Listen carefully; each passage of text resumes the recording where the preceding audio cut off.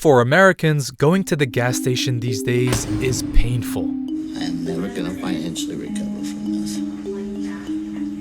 But why is gas so expensive? Sure, geopolitical crises don't help, but Russia isn't the world's biggest oil producer. It's not Iran or Iraq or even Saudi Arabia. It's actually the United States. So why are Americans paying so much for gas?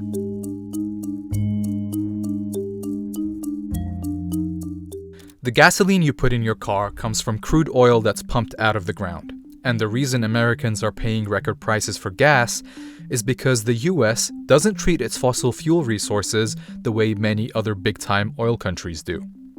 Oil is not treated as a public resource. Instead, it's privatized for corporate profit. Since 2015, the US government has allowed oil extracted in the United States to be sold abroad on the global market. The result is that US-made oil is priced based on global conditions, not domestic US demand. When there's geopolitical instability in another part of the world, like another top oil producer invading its neighbor, a lot of uncertainty gets introduced into the global oil market. Will tankers be able to deliver their cargo? Will pipelines be protected? Will production levels be maintained? What if an oil producer is unable to deliver their product? That would reduce supply, which drives up the price. And because the United States leaves it up to private oil companies to extract, refine, and sell oil, it doesn't control prices, and it doesn't control whether or not supply is increased to meet demand. Oil companies do. On the other hand, other major oil producers like Saudi Arabia and the United Arab Emirates treat oil production as a matter of national security and regulate it that way. These countries maintain spare oil pumping capacity that can be turned on and off in a matter of months, so their citizens are better protected from the shock of global market spikes. That's why their consumers can expect reasonably controlled prices with no sudden swings. In fact, even as Russia invades Ukraine and faces massive international sanctions, gas prices there remain a fraction of what they are in the US. But even before events in Ukraine drove global prices higher, they'd been rising in the United States for months because oil companies were refusing to produce more. Because of the COVID pandemic, the global demand for oil dropped significantly in early 2020. As a planet, we were briefly using a lot less energy.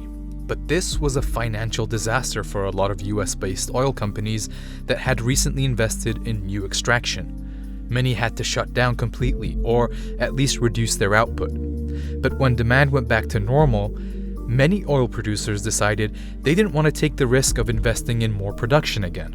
But the fundamental question about why we're not growing is because we have pivoted as an industry, at least for the public guys, from a business model that is chasing growth at all costs to now we're chasing returns. Translation, we're not going to invest in creating more supply. Instead, we want to keep prices high. And it worked. In 2021, the 25 biggest oil and gas companies made $205 billion in profit. The Biden administration tried asking other oil-producing countries to pump more, but they also refused for both financial and political reasons. So instead of benefiting from the US being the world's biggest oil producer, the US government is left begging oil companies and other countries to release more oil into the market to give some relief to us out here buying gas to get to work. Not exactly a dignified position for a global superpower. But the private ownership of a natural resource like oil does more than just expose American consumers to higher prices caused by wars or global pandemics. It also exposes them to profiteering. Even when market forces stabilized, we've seen that US oil companies had little incentive to lower prices. With average gas prices over $4 a gallon and the federal minimum wage at $7.25 an hour, it can cost a low-income worker their entire day's pay to fill up the car they need to drive to work. It's clear something needs to change.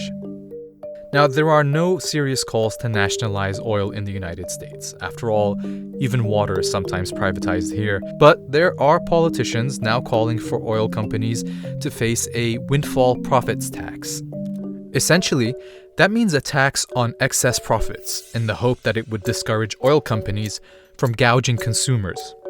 But even if it passes, that's only a partial solution because it still leaves US consumers vulnerable to global price surges.